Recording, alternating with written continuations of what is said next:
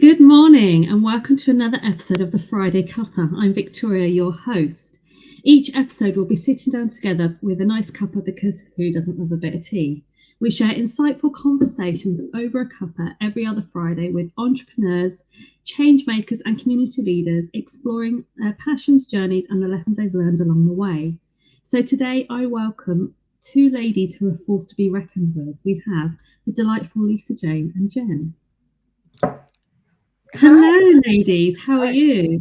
Morning. Good. Yeah, really So, good. the first question, how do you have your cuppa? With oat milk, sadly. No, that's same here. Mine's peppermint tea. Only ever peppermint tea. That's the only hot drink I ever drink. Yeah, bag in. Always bag in. Today it's hot chocolate, but often it would be decaf Earl Grey with a little bit of honey. Oh. And honey Very just bougie. takes the edge off it a little. Okay, so for those of you who don't know the ladies, I'm going to do a little bit of an introduction. Lisa Jane is a marketing and communication consultant, and Jen is an award-winning VA and founder of Exec Support Solutions and Exec Recruitment Solutions, and together they have launched the Courting Club. But before we go on to talk about that, I wanted to chat with them both and go into their backgrounds, and so our audience can get to know you guys. So, Lisa, you started out as an optical advisor. That's quite different to what you do now. I did. It's so funny. All my education, my degree is in optics. I was going to be an optician. And I did that for so long. I thought it was going to be really sciencey. It's not. It's hard maths. It's all maths. Maths with letters in. But I loved it. But in practice, I didn't enjoy it quite so much, watching people putting contact lenses in and stuff. Turned my stomach, literally. Oh yeah, fingers in the eyeballs thing. But I love the optics industry, and but it wasn't really serving my need to be creative. So yeah, I got to a bit of a fork in the road, and I was like, what do I want to do? And it was not long after I'd had my little boy. So I went back to uni, retrained, and ended up doing this for how long now? Gosh. And this is where it reminds you how old you are, doesn't it? How long have you been in marketing? 50 Okay, so years. What were some of the key skills you gained there that maybe carried over into marketing? Were there any transferable skills? Well, I'm very good at looking people in the eye. No, I don't think there. I mean, only the interpersonal skills you get with having to sort of build that trust and put people at ease when they're in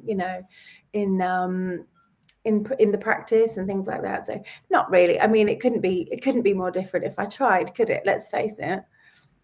It's funny because obviously, so I work in finance now, but I started out doing motorsport photography, so really could not be, any different. Jen, you have an impressive career in this EAVA industry. Do you want to explain to people what that is and how you got started? Well, just to off the back of Lisa's random segue from optics into marketing, I suppose I had my own very random segue because I spent 20 years of my life training as a dancer, and that's what I wanted to do. And I always wanted to be on stage, and I got my first ever dance job as I was due to leave college, and literally 3 weeks before I was due to move away, I just thought, can't do this for beans on toast money, and I didn't want to turn my passion into my living. So it left me in this kind of grey area of, well, what do I do? And I did lots of different jobs for a bit while I tried to figure it out. And then someone basically said, you'd make a great PA. And I thought, oh, well, yeah, okay, actually, I'm quite organised, quite like doing that kind of thing. And I got my first PA job. I spent 10 years climbing the corporate ladder, rose from being a PA all the way up to being an EA, looking after CEOs.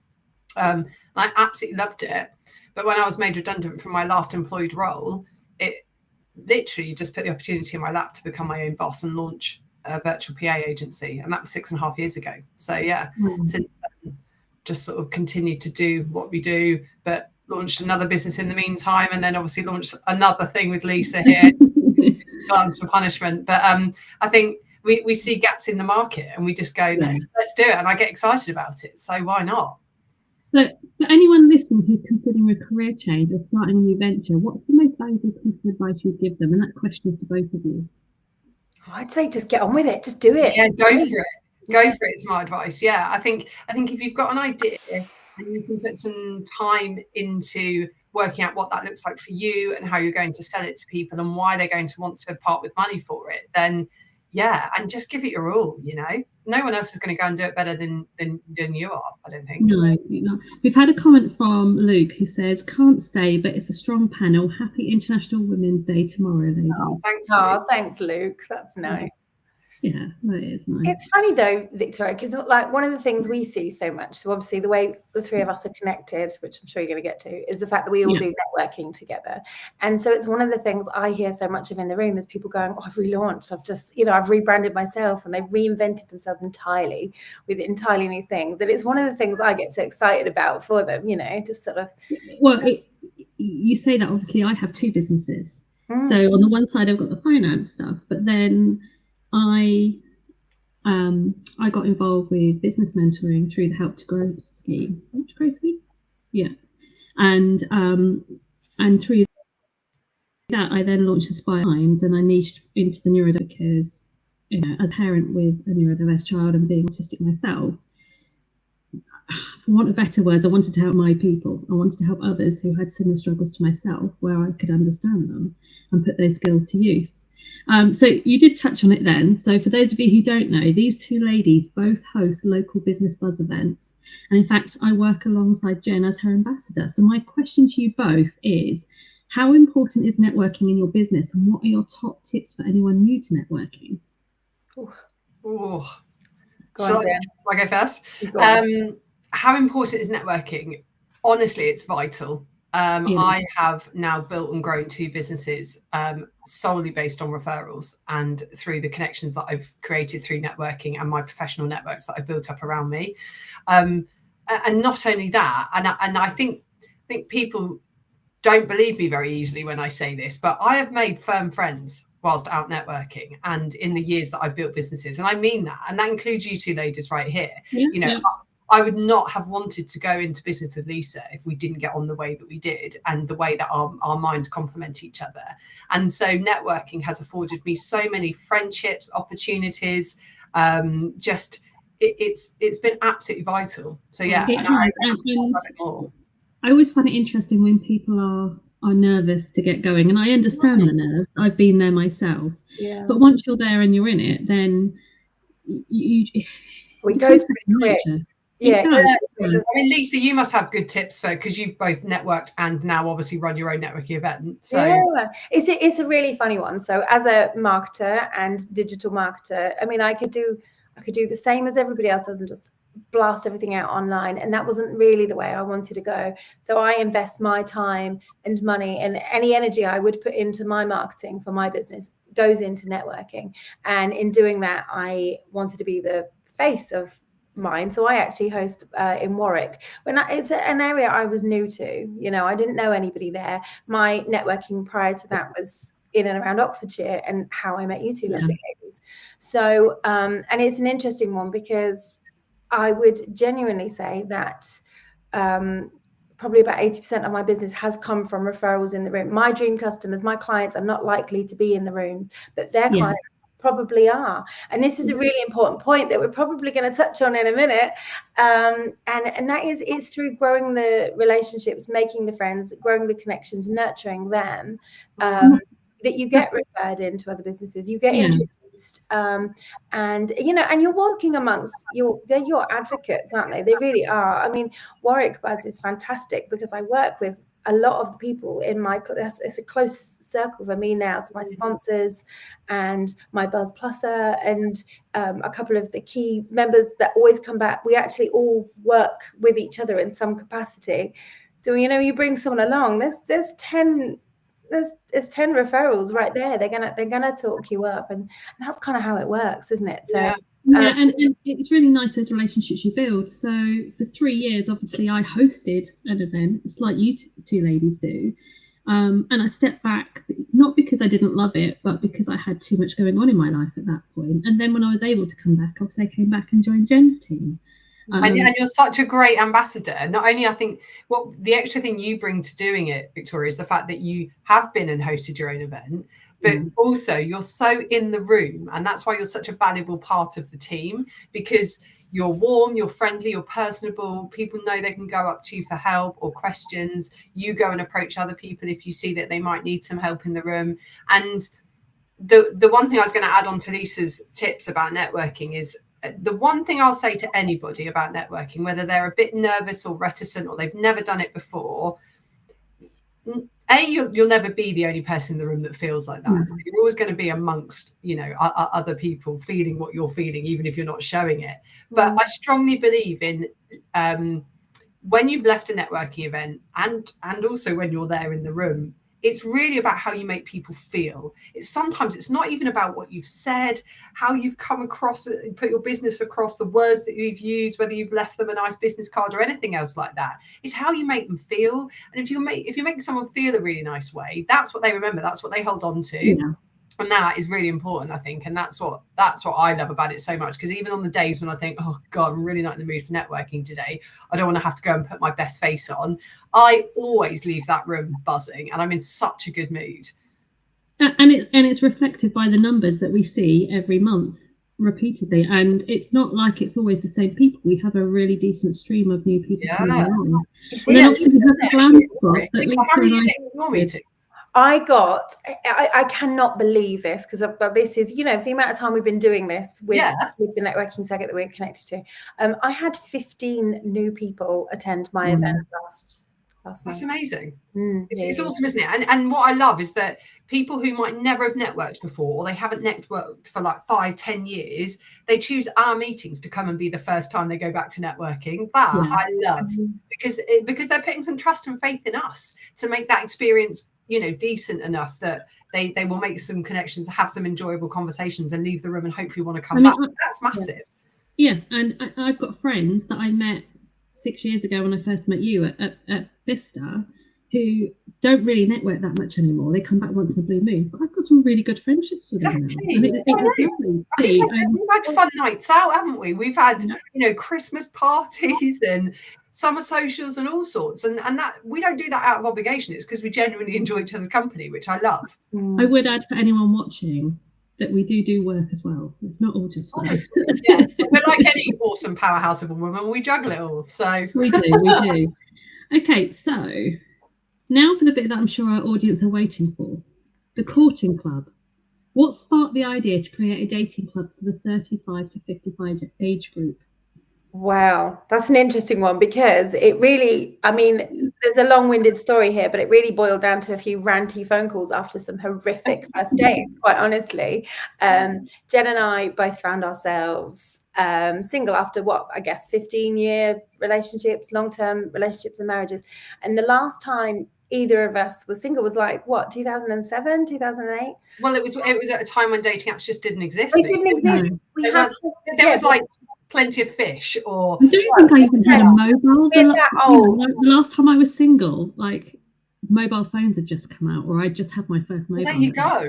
So then people were going to their desktop to date on Match.com. You may have just prompted what I was about to say, Victoria, and that was, the amount of times I tell people this, we're that old, that it was hot or not on Facebook. Yeah. So, that wasn't even Facebook then for me. Yeah. Well, we launched into this whole new modern way of dating, and also trying to rediscover yourself. You're a different person to how you were in your early 20s. I know I can't speak for everybody, but I certainly felt very lost, and it was a need for a community around me of people that were going through the same sort of thing. Yeah. The conversation Jen and I had was a number of very entertaining phone calls. If only we'd recorded them. We didn't. No, I know. Maybe it's just showing my age, or the fact that I've been, obviously in a relationship for decades. Yeah. But I don't understand this whole swipe left, swipe right thing. I see my son, playing with the apps, and I'm just like, it's a dopamine hit, Victoria. That's my conclusion. I think there are too many people that just enjoy the prospect of matching, and if we're honest, it's like my experience of those apps was that it was like the shittiest version of an Argos catalogue, and all you would do is just flick. Sorry, I'm on that. It was boyfriend shopping. Yeah. It was rubbish, right? It wasn't even the middle of Lidl catalogue, which I quite like browsing through. Listen, it was rubbish. Yeah, it was. And I just, it was rubbish. Like, you know, we can't poo-poo them entirely because they have great success rates, and we all know people that have met people on apps. Lisa. So there are success stories, and I love it. But I also do think my personal experience was that every person I spoke to went, oh, I really don't like dating this way. I really don't like the apps, but how else are we supposed to do it? What are the other options? And so me and Lisa were like, let's make the option. Let's make there an option that is not this. And we did say that leads into my next question, which is, what are the key differences between your dating club and traditional dating apps? Exactly. Like traditional dating apps, but obviously apps are taken over. So V, one of the things we said was there just has to be a better way. Whatever happened to the old way of doing it, of walking into a bar, making friends, and just kind of meeting people the old-fashioned way, you know, none of these filters. I'm sick of seeing people holding up a fish. You know, all for any men watching that might have fish photos, I'm just going to say it now on behalf of all women on dating apps, it doesn't do it for us. We're not impressed. Fish down. The fish down. Although, don't get me started on the rabbit hole on TikTok of topless cowboys. Oh, like, well, I mean, I'm not on TikTok, but I feel like I need to be on TikTok for that. So. What's the, if you could just I mean, really, the difference is, Victoria, you know, it's going back to that whole genuine thing. And you know, dating is daunting anyway, and I don't think it matters what age you are, unless you've got all this confidence that I've never experienced.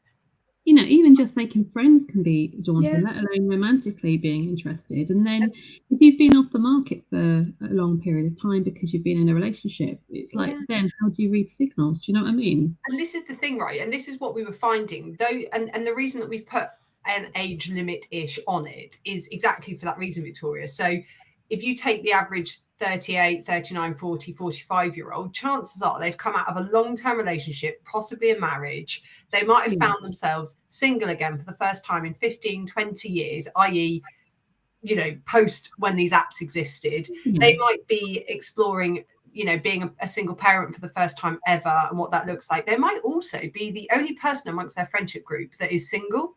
And they find themselves going, well, who do I go for a beer with when I haven't got the kids? Or who can I go out with and have a game of pool with, or go to the cinema with? And so actually the courting club, like, its objective is not come along, meet the love of your life. That would be lovely. And we can't wait for a courting club wedding. That's totally on the agenda. Courting club baby. We've already had a few inklings, haven't we? Like, oh, there's definitely been dates. We're only 2 events in, but we know there's been dates, and there have been plenty of numbers swapped, which is lovely. But what we really love is, you know, women and men coming to our events on their own sometimes. I mean, imagine the bravery of that. I just think it's remarkable. They come on their own, and sometimes they leave with friends. You know, there's no dating prospects, but they leave with friends because they've met another person who has, you know, also found themselves single for the first time, or is juggling single parenting. And it's just wonderful. And the idea, much like our networking events and the way that we run our businesses, is about getting people to come along, have a really nice feeling in the room, and see where it goes, and just make connections, isn't it? You know, nurture them.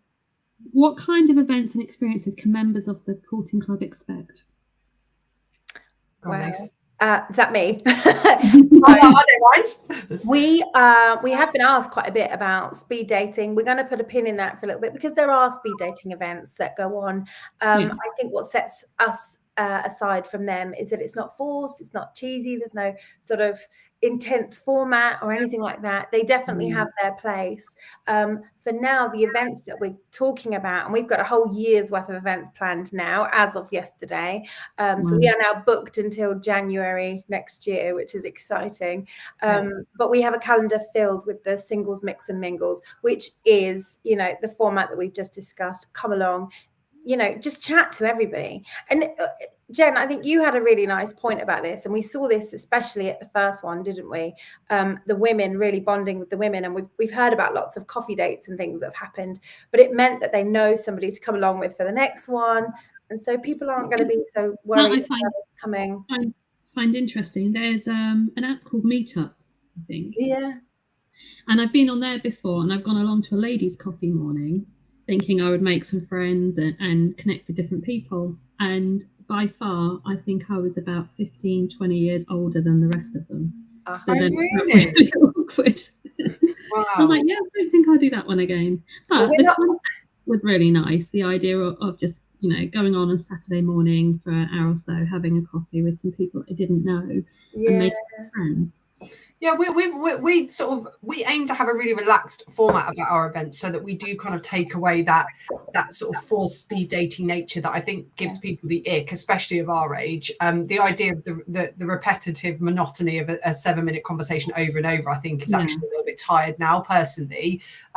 So the format's so relaxed that it literally is come along. There's a complimentary drink on arrival, meet some people in the room. We naturally, adopt our roles as hosts by facilitating introductions, making sure people aren't uncomfortable, making sure people aren't on their own. But we've got so many other awesome plans for the rest of the year as well to kind of mix the format of some of our events. So there's going to be some really unique sort of venues that we're going to hold events in that are going to have a theme. There's going to be activities to do for those who actually feel a bit more comfortable kind of doing their mingling and dating whilst engaging in an activity. So I think the possibilities are endless, and ultimately it is as simple as bringing single people together to make connections, form friendships, have a chat, have a night out, and it really is as simple as that. But it's working and we're loving it, aren't we? We knew it would, though, Jen, because we said from the beginning, this is what we needed. The day that this happened to us, it's what we needed. It's what we bonded over. It's, it's how we've grown so close. And but it's what we needed. I must say, though, the bravery of the people booking the tickets and actually coming through the door, I don't honestly know if I would have been so brave. Yeah. And so, do you know what gets me, right? When I talk to my late teen, early 20s children, is the whole dating thing in general nowadays. Like, what's this whole, like, you're going on dates, but you're not dating each other, and then it's like about 3 months of that before you're officially going out, and don't get me started on situationships and all that. Like, I'm sure back in our day, do you want to go out? Yes. Okay, we've had a date. Do we get on? Yeah. Do we want to see each other? Yeah. Like. Do you know, I often joke I was born in the wrong era, right? Because I'd love to have been around 100 years ago when someone had to come and ask me to go out and wanted to court me and take me to a tea dance. I'd have been all over that. Yeah. And they ask your dad to marry you, and it's all very lovely, and I'd have been all over that. But you're right, Victoria. I mean, in many ways, I think the dating landscape has changed, not just with the apps, but everyone's approach to dating is really different. But then also this whole thing of you can't start seeing someone when you're single because it's only been a month since you left that person. If you're not with them anymore, surely there's no rule book on these things, is there? I just don't get the whole younger generation's way of dating. And that is actually why, that's one of the reasons we set the age range to what we have done, and that's 35 to 55, because we generally think anybody younger than that is probably quite happy with this way of dating and interacting. Sending Snapchats, like DMs on TikTok. I don't even know if you can do that, but it is about capturing those people who we know and that we were speaking to or engaging with or dating or whatever, that were going, I really hate this way of dating. There has to be another way. Like, let me go back into a bar and just be able to speak to someone and have a chat. So that's what we facilitate, basically. It's as simple as that. How have you found it in terms of the split between male females? Like, is it 50-50? Is it a bit, It's been quite equal so far, Lise, hasn't it? Yeah. Without any work from us to push it that way, it's been incredibly, equal-ish, 45, 55% either way. The first one felt like there was more females, was literally, when you do the maths, it was because we were in the room. Yeah, possibly. Yeah. But shall I tell you something, Victoria, that we loved actually about the second event? I love it. The event starts at 7:30, but naturally it's not like a be here for 7:30 or you're going to miss out type thing. So people mosey along and they roll up. Yeah. And before your next point, which I love, it's we're talking about grown-ups. These are adults. Everybody's on time. Like everybody, the first one, everybody turned up on time. Yeah, loved it. So prompt, weren't they? They properly took it seriously. And then second event, do you know, we had 6 men in the room before a single woman arrived. They were all so prompt, some of them a bit early. And me and Lise were stood there like, this is unheard of, but this is green flag energy right here. Look at all these men. They're not tardy. They're not late. They've not thought, oh, I'll breeze in and be fashionably late. They were prompt. They were a little bit early, and it was lovely. And what we had was this. There was a moment when there was like 6 guys all just like basically having a beer around a table, all chatting, and we loved that as much as we loved then seeing the women come in. Yeah, I thought you were going to say about ladies being early. Now, I'm the autistic type that has to arrive early for something. I hate being late, so I would be half an hour early.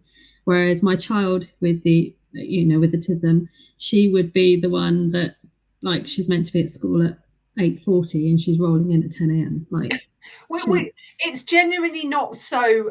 It's not so militant that we're like, it's 7:30, be here for them. Like, truth is, this night has to work for the people that are coming, right? Yeah. So if they're like, oh, I couldn't get the kids down, and actually I've tipped up at 8:45, that's absolutely fine. It's about people making the most of being in the room. But we just loved that the men were early and on time, and there they were, ready, primed. They had a beer, well dressed, well dressed, put the aftershave on, and then of course women turned up, and it was lovely because the women went, oh, there's some men here, how nice, and we got to go and immediately introduce people and start the mingling process. But yeah, it's really nice, isn't it? It's funny you touch on aftershave, because there is something about a man that smells nice, isn't there? Which you wouldn't know on the apps, would you? No, you can't smell them on the apps. No, thank God they don't introduce that as a feature.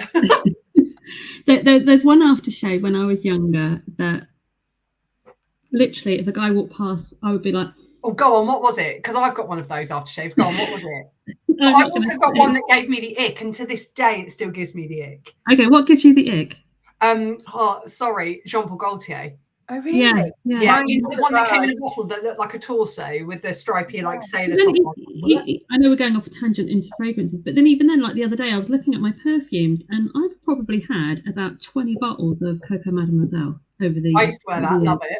Used to wear it all the time. But now, there's a different perfume I wear more frequently, and I was thinking, like, me in my 30s would have been the Chanel. Me in my 40s now, I'm more comfortable with this other fragrance. So you do evolve over time with your signature smell, don't you? Well, as do our likes and our dislikes and all the other things. I actually made Lisa smell me at our last event, didn't I? Because I felt like I smelled so good. I actually literally just went, I was like, smell me. Sniff me. Smell me. I said I was smelling like popcorn for some, yeah. You did, I know, but we smelled very different, but both very lovely. But Victoria, what was your ick smell then? Oh, no. I mean, I agree on the Jean-Paul Gaultier. It didn't really not. It wasn't for me. And even now. One. Oh no! Even now, if I smell that on a grown man, I'm like, what? Prepubescent 16-year-old. I don't know why. I just don't know why. It's just not for me. But I know a lot of women that love it. I mean, certainly in my late teens, early 20s, I used to love the smell of dupe. But then. Oh, did you? That was another one that gave me the ick.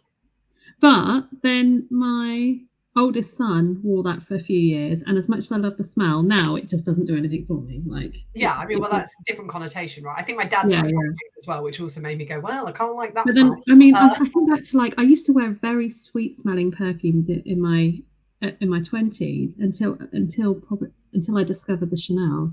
And then, like I said, I've had so many bottles of it. And I'll give you a story. I once had a bottle of the Coco Mademoiselle Intense, a really strong bottle.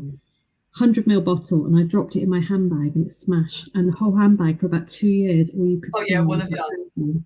Oh god, I'd used it once. It was like £150 bottle. I'd used it once and then it smashed. Yeah, what a waste. It felt lovely, but it just like so wasted. now I tend to be La Vie Espelle. Oh, I like that. Yeah, Lancome, that's very nice. And I've got the intense one of that at the moment, because you don't have to wear as much. And that's my smell right now. What about you, ladies? What are your signatures? I haven't smelled anyone bad at the courting club yet, have we? Everyone smelled very lovely. I'm going to be honest, Jen. I didn't go around sniffing people, just you. Yeah, but do you not just get waft? Someone's got really nice scent on and they just waft past you.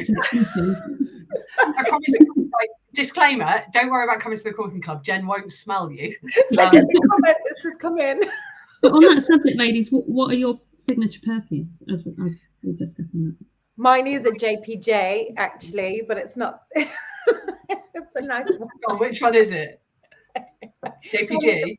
The one with the flowers on the neck. It's very sweet. Oh, nice. I have a few because I do like my perfumes, and I'm quite into Prada Paradox at the moment. That's lovely.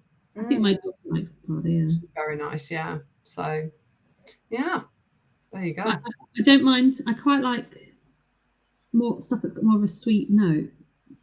But there's certain ones, you go into the fragrance store and you smell the perfumes and you think that smells like toilet cleaner, too floral, I'm not going near that. So like, yeah. No. We've all got very different palettes, haven't we? That's the thing. That's why that one person loves the Jean Paul Gaultier and another person hates it. And I think that applies obviously with dating as well, because what you might find attractive is very much not what I might find attractive or what Lisa might find attractive. Yeah, and I think as well, like what we love achieving out of the courting club, which you definitely don't get on apps, and we both say this from experience, but you don't. I'm a big person for energy, right? I like to think I bring a certain energy to the room, whether I'm networking because I'm hosting or I'm attending or I'm public speaking, and I'm also a big believer in that energy being very contagious.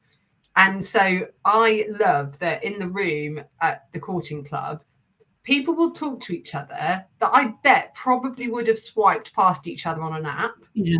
But situationally, because they've ended up having a chat or they're at the bar at the same time or we've introduced them in a group, they have a chat with one another.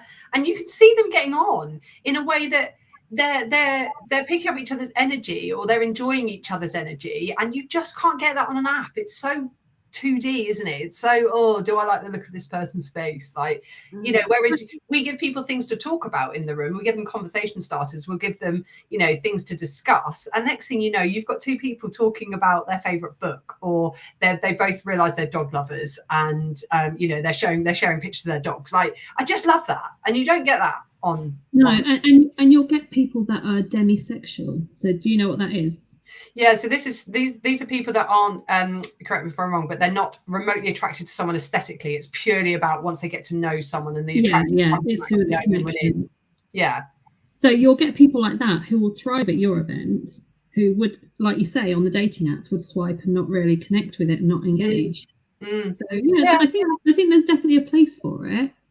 We know there is. Like, this is what we're loving, because we are seeing people who have never met us before, who don't know anything about us. Yeah. They are parting with money to buy tickets to our events. Like, that still blows our mind, and it's awesome. And it just shows why there is such a gap for this, because we've had people come to our events who, no word of a lie, have tipped up and gone, oh God, I'm really nervous. And they say, I haven't dated for 10 years. Yeah. And they're like, and I've never done the apps because I don't want to go anywhere near them. And they choose our event to be the first, like, you know, sort of lead back into the dating pool. And it's wonderful because it's just so lovely for us. So what's the plan for the courting club? Are we going to go national? We'd like to. I mean, the sky's the limit, right? Who knows? Absolutely. Yeah. and I think for people who are watching who maybe aren't local to us, do you want to explain the areas that you cover? So for now, we're just sort of concentrating on the M40 corridor between Warwick and Bicester and Oxford, I guess, is we're kind of we've set Bicester as our sort of central point, Banbury as our central point, because it's halfway between Jen and I, and it's so that we can manage it. But really, I mean, at the time of choosing the core locations, we sort of decided, you know, if you were naturally looking on the apps, you would probably set yourself about a 40-minute travel radius.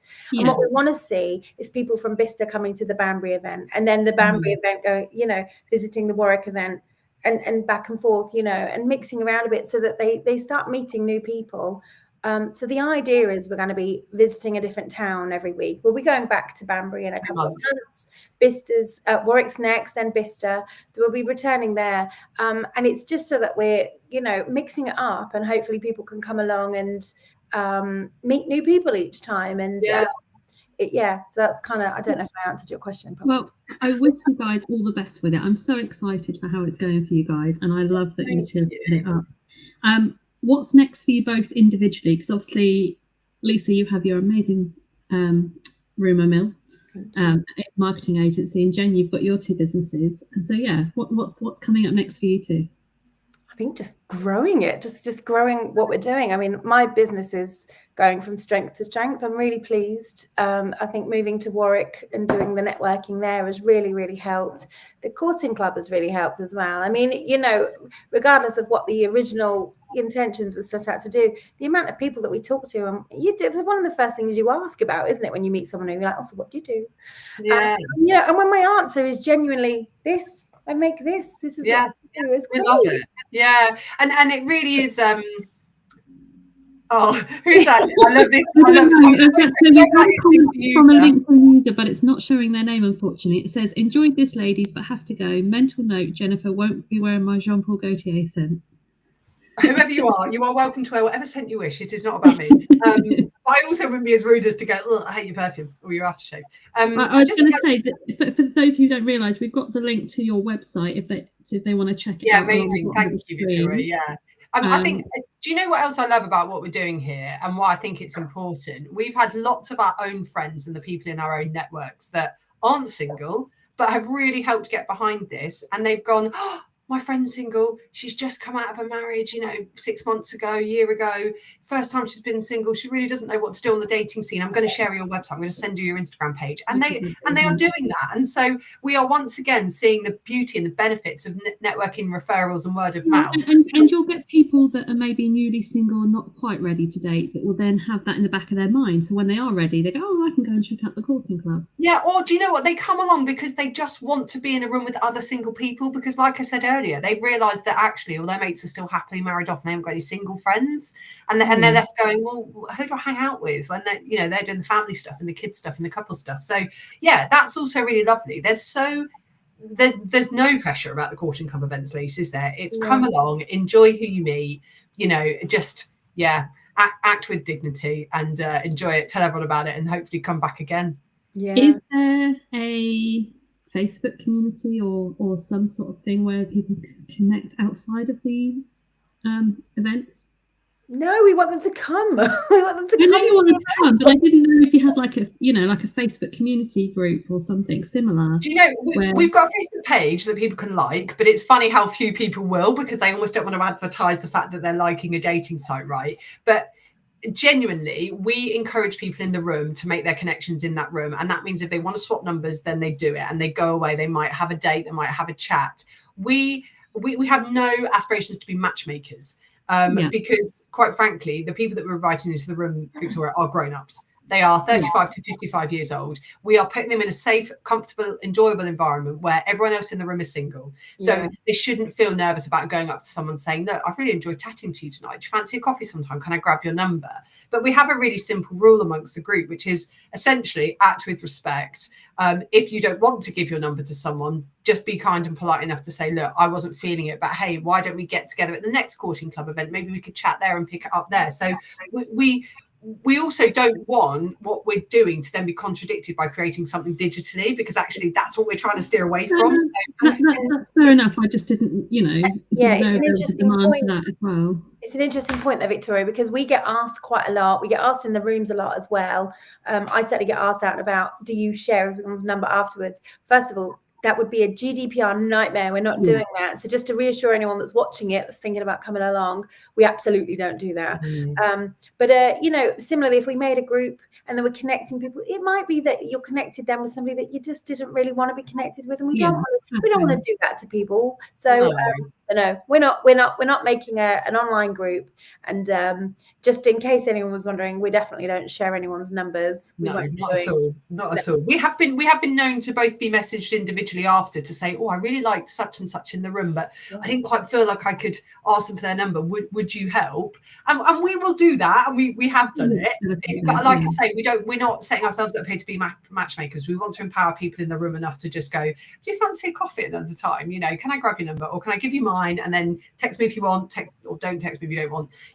It's how it used to be before we all gave each other our Snapchat handles or connected on Facebook or whatever. It's back in the old days when you went, here's my number, call me, so that's what I had to give someone my number the other day and I was like, what is it? I don't normally do that. Really? Like 07. But yeah, and the other thing is, maybe it's just a neurodivergent thing with me, but I don't have the ringers on my phone, so like my phones are always permanently on silent. Because isn't it ironic, right? Do you remember 20 years ago when you'd paid for a ringtone? Yeah, and you'd like sit there I've got the Star Wars theme tune, excellent. And then now, don't we all spend 95% of our lives with our phones on silent? Yeah. It's mad, isn't it? But it's because we're in such a busy world, and that's another reflection of, I think, what we're trying to achieve. Let's have a reason to not look at your phone for 2.5 hours and sit there scrolling. Do you know, I once read a stat that online dating app users spend on average, I think it was 55 minutes a day on dating apps. Wow. What a great, like, in my opinion, and I've been on them, don't get me wrong, but what a gross waste of our lives and our time. I mean, I'd so much rather go and meet 10, 15 people in a room and have a chat and enjoy a drink than just doom scrolling whatever app it might be. I mean, yeah, like, have you just identified, Jen, that they should come to the courting club because it's more efficient? 100% more efficient. Yeah. You can have 15 hi, how are yous in 2.5 hours than you can on Tinder or whatever. Right, ladies, thank you so much for coming on. It has really been enjoyable. I have loved every minute of it. I'm just going to take you guys off the screen for a minute and share with our audience what's coming up next. Thank you. Don't go anywhere. So for those watching, coming up on the 21st of March, I have Dr. Emily Connolly coming on. She is the founder of Choel Collective CIC, and they do some amazing stuff in the local community all around sustainability, reducing carbon footprint, and so forth. So it's going to be an interesting chat with her. And thank you again to the ladies from the Courting Club. And if you are new here and you are watching along on LinkedIn, you can follow us on YouTube. The address is at the Friday Cuppa, and I will be back in 2 weeks' time. So thank you, and